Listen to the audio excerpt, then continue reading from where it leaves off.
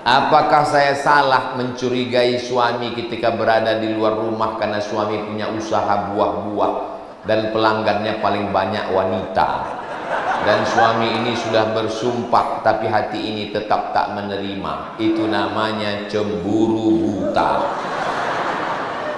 Pasang CCTV, tulis di situ, pedagang buah ini sudah beristri.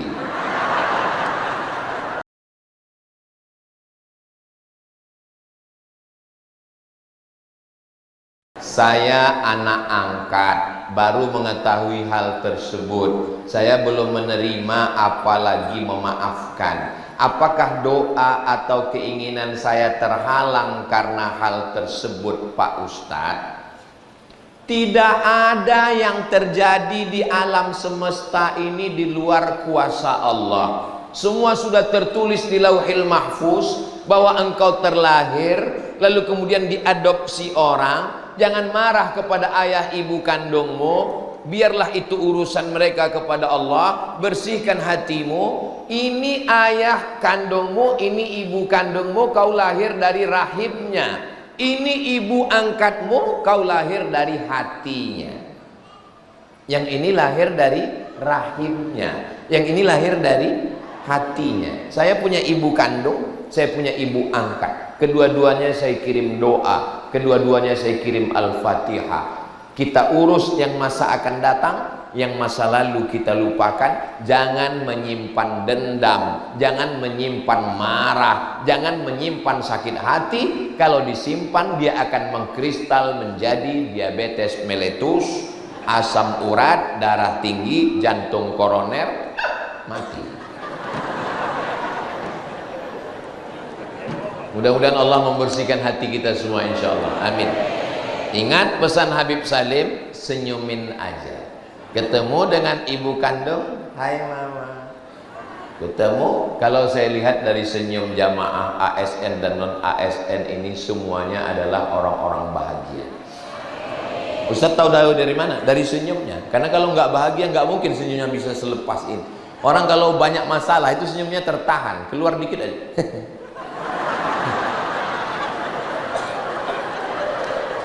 Kalau mau melihat orang itu dari senyumnya. Saya husnuzon bahwa saudara-saudara saya ini orangnya bahagia semua.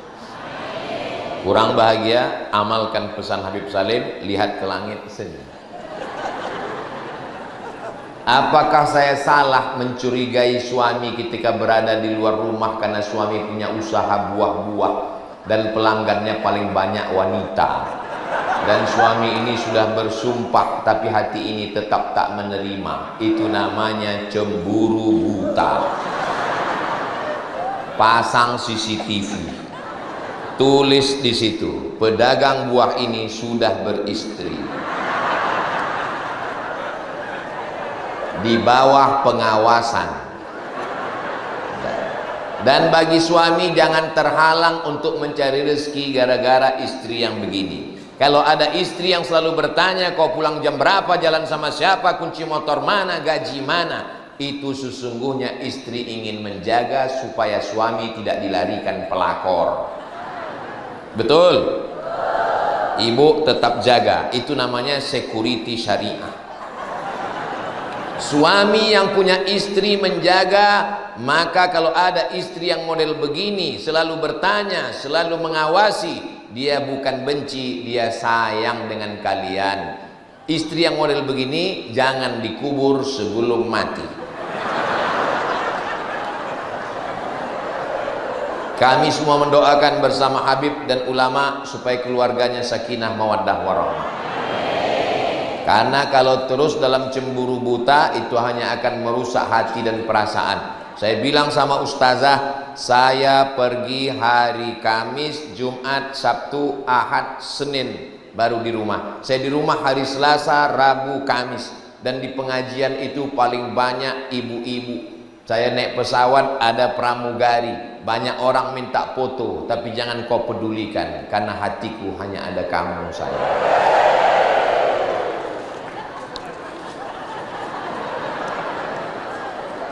Suami yang terlalu takut sama istri, bersabarlah. Kenapa? karena kalian kalau mati tidak kena azab kubur. Karena kata malaikat yang ini nggak usah diazab karena sudah terlalu azab di dunia.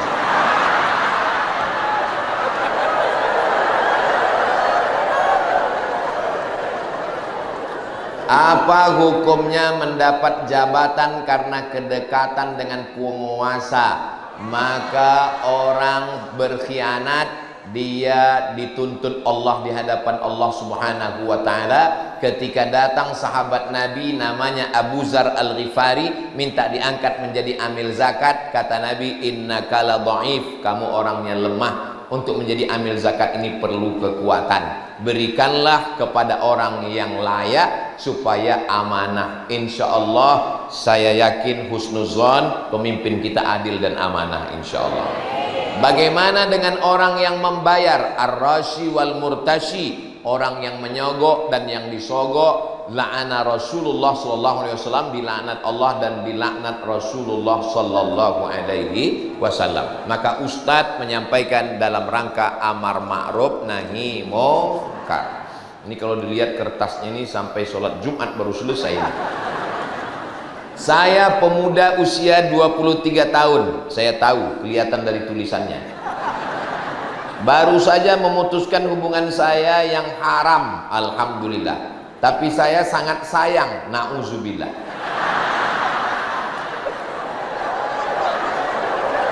Dan belum bisa move on, insya Allah. Juga sering sakit hati karena melihat sosial medianya seperti cuman saya yang hijrah. Putuskan, jangan lagi intip-intip FB-nya. Jangan lagi lihat-lihat Instagramnya. Kalau mau lihat Instagram, lihat Instagram Ustaz Abdul Somad Official. Jangan lagi tengok-tengok, putuskan. Lalu kemudian bilang kalau sayang sama dia. Nanti setelah aku bekerja, aku mampu kupinang kau dengan bismillah dan sekilo emas berlian. Insya Allah, mudah-mudahan yang belum menikah dimudahkan Allah jodohnya. Banyak kali yang belum nikah ini. Jangan melakukan perbuatan yang haram. Tapi yang saya cintai itu sudah menikah dengan orang lain, Pak Ustadz. Enggak apa-apa. Allah sudah menyiapkan yang lebih cantik, yang lebih kaya, yang lebih tinggi, yang lebih putih, yang lebih hebat dari dia. Bunga bukan setangkai, kumbang bukan seekor. Patah tumbuh hilang berganti, hilang satu tumbuh seribu. Segera datangi Habib Salim. Beliau punya banyak jamaah. Jangan ke saya. Saya mau minta doanya untuk kakak saya yang baru meninggal seminggu yang lalu, nama almarhumah. Kalau laki-laki almarhum Taufik. Nanti di akhir majelis kita doakan semua. Ini acara kita masih panjang, nanti ditutup dengan doa di akhir. Untuk yang sakit, untuk yang meninggal, semua kita doakan insya Allah. Kita nanti ada penggalangan dana, tapi namanya lelang. Namanya aja lelang. Sebetulnya akadnya adalah wakaf, tapi dikasih hadiah. Misalnya ibu bapak berwakaf, dikasih baju kaos ada tulisannya UAS. Tulisannya gimana? Ya kayak gini, UAS, ujian akhir semester. Nanti dikasih baju kaos ke depan, dia berwakaf. Duitnya 100% untuk pembangunan pesantren Nurul Ilmi. Nurul Ilmi, Nurul Iman. 100% untuk pesantren Nurul Iman di Gorontalo, yang insya Allah akan menjadi amal jariah sampai hari kiamat insya Allah. Bajunya mirip, tapi bukan yang ini. Kalau ini diambil, saya pakai apa pulang?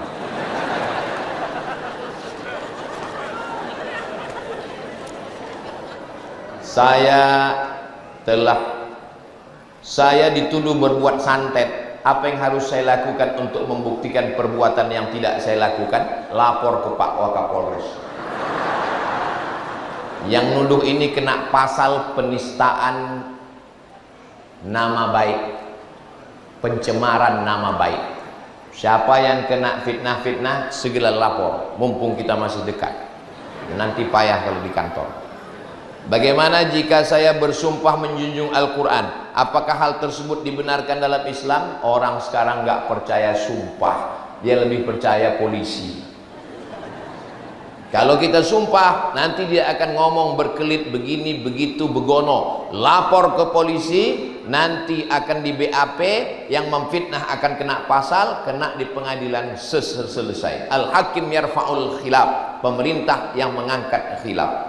Nah, jadi ibu kalau ada diejek orang, dinista orang, jangan segan-segan. Lapor segera. Siap lapor? Waspada. Bagaimana hukum dalam Islam mengenai yang percaya dan meyakini hal-hal yang gaib dari dukun atau orang pintar? Man ata kahinan, siapa yang datang ke dukun, fasaddaqahu bima yaqul, percaya pada ucapan dukun, falam tuqbal lahu salatun arba'ina lailah, tidak diterima salatnya 40 hari 40 malam. Hadis yang kedua, man ata kahinan au arrafan, siapa yang datang kepada dukun atau peramal, fasaddaqahu bima yaqul, percaya kepada ucapan dukun atau peramal, faqad kafara bima unzila ala Muhammad, maka dia sudah kafir. Jangan percaya kepada dukun, karena dukun berkawan dengan setan. Dukun-dukun ternyata ketika dukun-dukun ini ditantang oleh pesulap merah, mereka tidak menyantet ikut beritanya. Mereka tidak menyantet, mereka lapor ke polisi juga. Oleh sebab itu maka mereka ini mesti diajak bertaubat. Pada masa Umar bin Khattab diadakan razia. Satu hari pernah dipancung 3 dukun, pancung kepalanya. Setuju dukun dipancung? Takut kelihatannya kena santet. Zaman Renaissance, abad keemasan, bangkitnya Eropa, semua dukun-dukun ditangkap, dibakar, dibunuh untuk menyelamatkan Eropa dari khurafat, takhayul, dan macam-macam kesesatan. Jadi insya Allah Islam ini dibersihkan dengan akidah tauhid yang benar. Wujud qidam baqa mukhalafatu lil hawadisi qiyamuhu binafsihi wahdaniyah qudrat iradat sama basor kalam, ilmun hayat sama basor kalam. Bagaimana tindakan saya menyikapi suami yang tidak lagi memberikan nafkah batin kepada saya sudah lebih dari 4 tahun? Ada bapak pengadilan agama, ini enaknya acara, semua ada. Yang dituduh kena santet langsung lapor Pak Kapolres. Yang ada macam-macam di laut, ada langsung bapak lanal angkatan laut. Yang kebetulan ini tidak memberi. Dulu suaminya akad nikah, bapak Kua disuruh membacakan. Jika baca sirat ta'liq, jika istri saya tinggalkan 6 bulan lamanya, tidak memberikan nafkah zahir dan batin, lalu dia datang ke pengadilan agama, lalu kemudian istri membayar iwat 10.000, lalu hakim menjatuhkan talak 1, maka jatuhlah talak 1 saya kepadanya. Apakah kakak-kakak ingat waktu suami membacakan sirat ta'liq itu? Inilah masalahnya. Kenapa muncul pertanyaan ini? Karena banyak perempuan tidak ingat waktu suaminya baca sirat ta'liq. Waktu suaminya baca sirat ta'liq, dia hanya melihat.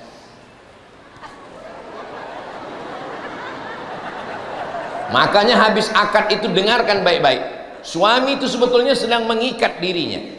Jika istri saya tinggalkan 6 bulan lamanya, tidak memberikan nafkah zahir dan batin, atau menyakiti zahir dan perasaannya, lalu dia datang ke pengadilan agama dengan membayar iwat 10.000, maka hakim menjatuhkan talak 1, maka jatuhlah talak 1 saya kepadanya. Jadi istri tinggal datang ke pengadilan agama. Nanti pengadilan yang akan memutuskan dia jatuhnya talak berapa. Kalau pengadilan agama sudah menjatuhkan talak 1, karena suaminya nggak pulang-pulang, namanya Bang Toib.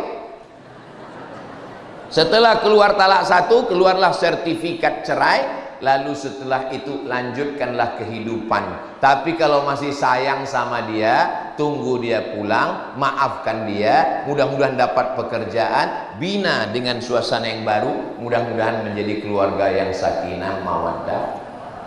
Dia nakal, pakai narkoba, pemabuk, selingkuh, jahat, sabu-sabu, pulang-pulang ngambil duit saya Saya masak nasi nggak matang-matang, rupanya kompor gas sudah dia jual untuk beli sabu-sabu. Anak saya lahir orang bawa mie instan, semuanya oleh-oleh dia jual juga untuk narkoba. Kamu datang ke pengadilan ngadu, nanti hakimnya akan menjatuhkan. Tapi kata ustadz saya, kalau saya ngadu ke pengadilan, nanti Allah marah, tiang aras bergoncang. Kalau suamimu baik, soleh, lalu kau nuntut mobil, nuntut rumah mewah, nuntut uang banyak, karena dia tidak mampu lalu kau gugat, itu yang Allah marah, tiang aras bergoncang. Tapi kalau suami jahat, pemabuk, pezina, selingkuh, narkoba, kau gugat ke pengadilan, jangankan tiang aras, tiang listrik pun nggak bergoncang. Jangan mau dianiaya laki-laki, karena agama dan negara sudah membela kalian, saudariku perempuan. Sirat taklik itu adalah ijtihad ulama-ulama di Indonesia, Asia Tenggara untuk mengikat laki-laki supaya dia jangan sembarangan. Habis akad dia tinggal. Perempuan susah mau melanjutkan hidupnya, diikatlah dia dengan sirat taklik untuk menolong perempuan. Jelas? Itulah yang dapat saya sampaikan pada kesempatan ini. Menangkap puyuh di Bukit Selasih. Thank you dan terima kasih. Wassalamualaikum warahmatullahi wabarakatuh.